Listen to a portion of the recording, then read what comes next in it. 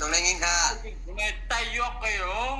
สองนู่อย่างสมมัติล่ะเขาว่าใต้ยอกในล่ะก็เลยก็นั่นหรอฮักก็เหลียวใต้ยอกในป้ากันหมดพี่สายนู่ตรงไหนงินค่ะชุมใจใต้อะฮักก็เหลียวพี่สั่งนู่ไปใจนู่ผมส่งค่ะบิดจิไลคาราที่ไอ้นี่มันกันนี่มีคำฟังสังมันค่ะว่ามันภาษีที่เรากว้างเนี่ยมันจะปริญญาปันพี่สั่งนู่ของนะนี่คุณดูบ้างเนาะนี่คุณดูบ้างนี่ผู้เวได้บ้างเนาะเป็นพี่น้องกันแน่น่ะคุณดูบ้างนี่โคโลแม่เนี่ยสิเราไม่รู้อย่างหมอลาดความหมอลาดความปะโอแห่นานไปสุขาไม่สุงค่าลาดความลอยตัวเฮาเลยไปตั้งเนียเจ้าหลักเนาะเจ้าหลักแนบจันคืนไปตั้งลีเตียบเนื้อหมูอาบแล้วฮะอาบเลยกันอาบแล้วนั่งเปิดเสียงไว้ก่อนเป็นทางเนาะจะยินเสียงน้ำก็พอโหลลงก็แล้วดาว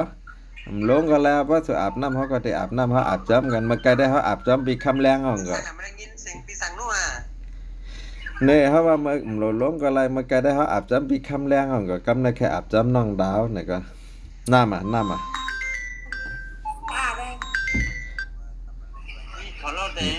นี่เขาได้เป็นห้องเขาอาบน้ำจ้ามาเนี่ยเขาได้พี่นุเปิดไม้พี่นุโจมว่ามาแกอาบจ้ำปีคำแรงมาเลยอาบจ้ำน้องดาวเนี่ยอย่าเกาก็ฮักเขานั่นอย่าเกา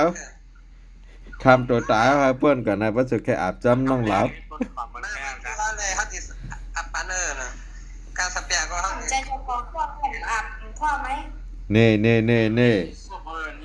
อย่าเกาพวกนี้มันมียาซักผมให้สูรอที่สุดท้ายค่ะในวันใหม่เนี่ยจะมีทีมปืนแข่งกันพี่เนาะเปิดแล้วเดือนที่8เดือนหน้าในเดือนที่1ได้เดือนที่7เดือนที่8ครับในมีคนเข้ามาใครเฮ็ดไหนครับกันดีว่าเด็กกว้างวันไหนครับวันไหนจำนำค่าเดือนที่8อ่ะได้เปิดครับเท่าค่าเฮ็ดในปีว่านั้นไว้นายจ้างนั้นไร1ปี5ปีนั้นอีกกันน่ะน่าจะมัน1ปีได้ปีกึ่งนี่นะหมดเดือนที่3ปีนาวเต็มทางเราไปข้างนอกปีหน้าก็เลยขึ้นโตให้หนังคณะนอปีหนอเจ้าค่ะมันเลยปีกึ่งนั่นค่ะทำลีนีค่าเขาขำผู้ค่ะพี่สังนู่ได้เพิ่นเต็มขึ้นลิกนั่น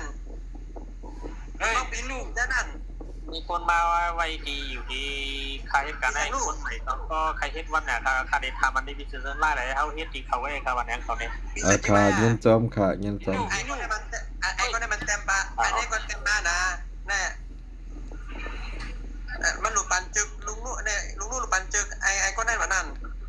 นู่สมองนะสมองอ่ะนู่เฮ้ย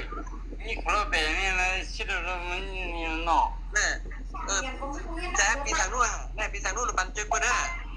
ตามแล้วไปเลี้ยงลุงยกมึงนะเว้ย2,000ได้เอาเกียรติอ่ะนี่คนละแบบนี่นะนี่คนละแบบนี่ชิดเรามันนี่เนาะ